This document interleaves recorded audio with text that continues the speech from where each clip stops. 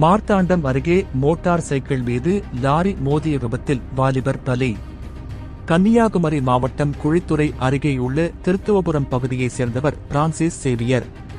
இவரது மகன் பிரதேஷ், வயது 25.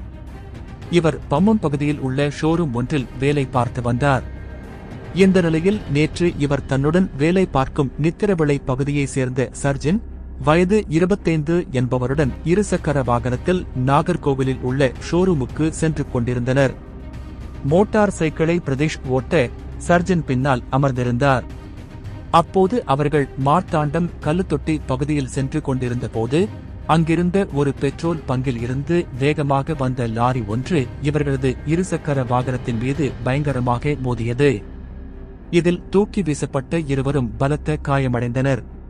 உடனே அக்கம் பக்கத்தினர் அவர்களை மீட்டு குழித்துறை அரசு மருத்துவமனைக்கு கொண்டு சென்றனர்.